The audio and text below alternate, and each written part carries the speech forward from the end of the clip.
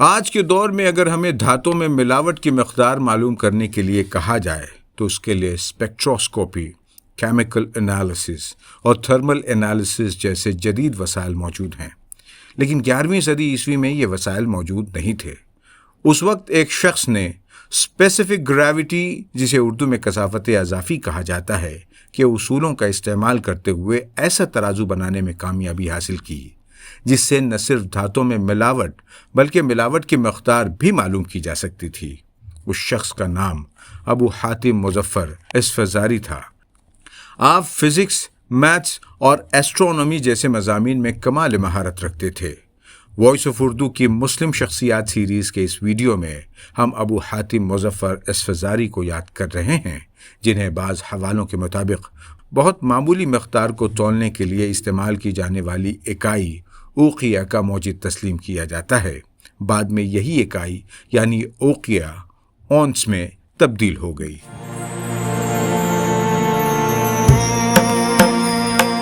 ابو حاتم اسفزاری کا پورا نام ابو حاتم محمد بن اسماعیل اسفزاری تھا۔ آپ کے بچپن کے حالات زمانے کی گرد میں کہیں کھو گئے۔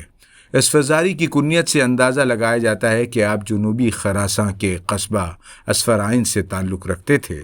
زمانے کے دستور کے مطابق آپ نے بنیادی تعلیم حاصل کی اور بعد میں فزکس، میتھس اور ایسٹرونومی جیسے مضامین کا بھی مطالعہ کیا۔ اسفزاری کا زمانہ وہ زمانہ تھا جب سلجوقی سلطان ملک شاہ کے حکم پر ایسٹرونومیکل سٹڈیز اور کیلنڈر کی اصلاح کے مقصد سے اصفہان میں ایک بڑی آبزرویٹری یعنی رصدگاہ تعمیر کروائی جا رہی تھی۔ اسفزاری ماہر فزکس کے طور پر اس آبزرویٹری کی تعمیر سے وابستہ ہوئے، جبکہ تعمیر کی نگرانی مشہور شاعر و فلسفی عمر خیام کر رہے تھے۔ یہاں اسفزاری کا کردار بہت اہم تھا اور آبزرویٹری کے حالات رصدیہ آپ ہی کی نگرانی میں بنائے جا رہے تھے۔ چونکہ آبزرویٹری سے کیے جانے والے مشاہدات کی درستگی کا دار و مدار آلات کی عمدگی پر تھا، اور اسفزاری کو یہ ذمہ داری دینے کی وجہ یہ تھی کہ آپ فزکس کی 2 شاخوں ہائیروسٹیٹکس اور میکینکس میں مہارت رکھتے تھے۔ اسفزاری نے اس زمانے میں دھاتوں میں ملاوٹ معلوم کرنے کے لیے اسپیسیفک گریوٹی کے اصولوں سے مدد لیتے ہوئے ایسے ترازو کی ایجاد کی جس میں دھاتوں میں ملاوٹ اور ملاوٹ کی مقدار معلوم کی جا سکتی تھی۔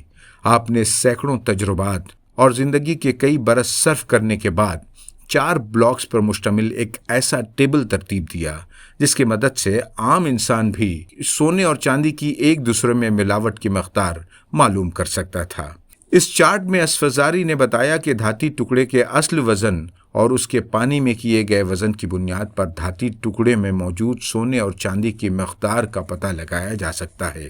اس دوران آپ نے معمولی وزن کے لیے اوقیہ کی اصطلاح کا استعمال کیا، جسے آج کے زمانے میں اونس کہا جاتا ہے۔ آپ کی اس ایجاد سے اس زمانے کی صنعت اور کاروبار کو قابل قدر فائدہ پہنچا۔ سلجوقی سلطان ملک شاہ علم دوست تھا۔ اس کا اندازہ اس بات سے لگایا جا سکتا ہے کہ اس کے ساتھ جہاں اسفزاری جیسا بہترین دماغ جڑا ہوا تھا، وہیں اس کے دربار میں عمر خیام جیسا ذہین شخص بھی موجود تھا۔ ملک شاہ کے تعاون اور سرپرستی میں اسفزاری نے میتھس اور ایسٹرونومی جیسے مضامین پر مختلف آراء کو جمع کرنے کا کام بھی کیا، جو اس زمانے میں خاصی اہمیت کا حامل تھا۔ بعض حوالوں سے اسفزاری کی ایک تصنیف کا ذکر ملتا ہے جس کا عنوان المخلص فی الحیت ہے۔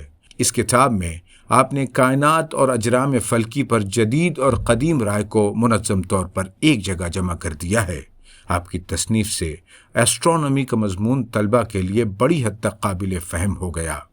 اس کے علاوہ آپ نے مشہور یونانی مفکر بطلیموس کے نظریات کے ساتھ ساتھ ان پر ہونے والے مسلم علماء کی تنقیدوں کو بھی ایک جگہ جمع کرنے کا قابل ذکر کارنامہ انجام دیا ہے۔ اسفزاری نے یہ کلیکٹیو ورک اس زمانے میں کیا جب آج کی طرح کتابیں بآسانی دستیاب نہیں تھیں۔ آپ کا کام آپ کی زندگی ہی میں مسلم دنیا میں ایسٹرونومی کی تعلیمی روایت کا حصہ بن گیا تھا، اور بعد کے مصنفین نے بھی اس سے گراں قدر فیض حاصل کیا۔ بعد میں آپ کا کام لاطینی تراجم کے ذریعے یورپ بھی پہنچا۔ اسفزاری مسلم گولڈن ایج کا ایک نسبتاً غیر معروف نام ہے۔ اس کی وجہ شاید یہ تھی کہ 10ویں اور 11ویں صدی عیسوی میں مسلم دنیا میں ایک سے بڑھ کر ایک عظیم شخصیات گزریں، جن کے درمیان اسفزاری کا نام کہیں کھو سا گیا۔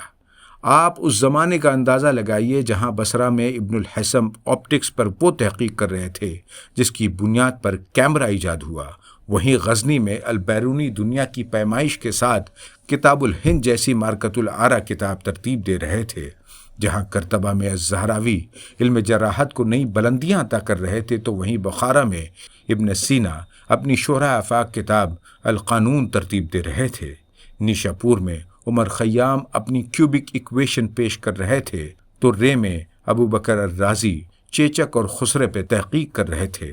وائس آف اردو پر ان عظیم شخصیات کے مختصر سوانحی خاکے پیش کیے جا چکے ہیں، جسے آپ ہمارے چینل پر دیکھ سکتے ہیں۔ بہت شکریہ ٹیم وائس آف اردو۔